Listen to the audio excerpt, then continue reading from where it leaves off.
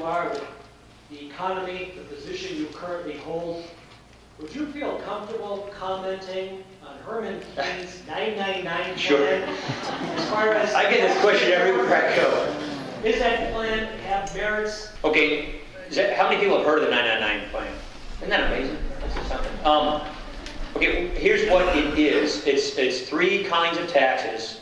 A 9% individual flat income tax, which you effectively pay tax on consumption because it exempts the money you put away into saving and investing, you know, like a kid college fund or something like that. So it's effectively the income you consume, you pay 9% on.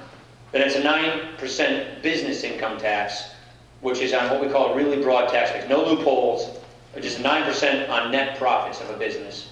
And then it's a 9% sales tax, like, you know, like a state sales tax. It's designed to be what we call revenue neutral, meaning it's designed to raise the same amount of revenue to the government that the current tax system raises. And the current system, I don't think there are any defenders of that. It's extremely complicated and go on and on. So what he's trying to do is have a very simple way of raising the same amount of revenue to the federal government and do it in a way that will grow the economy a lot faster. Do I think those numbers add up? Yeah, I mean, I don't know for a fact. We haven't had it quote-unquote scored in the official way in Congress, but I've seen some analysis of it, and it looks to me like the numbers are pretty close to being what I would call revenue neutral. Because you can basically measure the base of income in America that he's taxed by 9%, and that basically gets you $2.3 trillion, which is what the current code is designed to raise. Is it regressive? That's a really good question. Yes, consumption taxes are regressive taxes because, by definition, a person who is lower income uses almost all of their income to consume, to buy stuff. They don't have, discretionary income for savings. And so more of their income, because they consume it, is taxed. So what do you do about that? What Herman proposes, and what most advocates of a consumption tax propose, is rebates. So you give tax rebates to people up to the poverty threshold to make sure that they're made whole so that it's not so regressive. So that's how he chooses, how most consumption tax advocates choose to address what is a very legitimate issue of regressivity, taxing lower income people more. So is it credible on the numbers? It looks to me, and like I said, I haven't seen an official, what we call score on it, that the numbers are pretty close to adding up.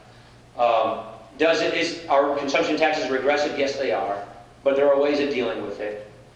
Do I like this kind of a system? First of all, let me say this. I think it's great that he's putting a plan out there. I mean, I've been doing that sort of thing for a long time, so I really welcome the fact that you've got somebody putting a big, bold solution on the table. You don't see him out there, throwing stones. I mean, they kind of yell at each other in these debates, but at least he's proposing an idea, a solution, how you would do things differently. That's to be welcomed and rewarded. So I love the fact that he's putting a big, bold idea on the table. I've always preferred different kinds of tax reforms, more of a flat tax kind of a system myself. In the budget we passed, we said let's get rid of the loopholes, lower the rates down to the top rate of 25%. The tax bill I've always supported was a 10% income tax for the first $100,000 for couples and 25% above that. So everybody has a different way of doing these things.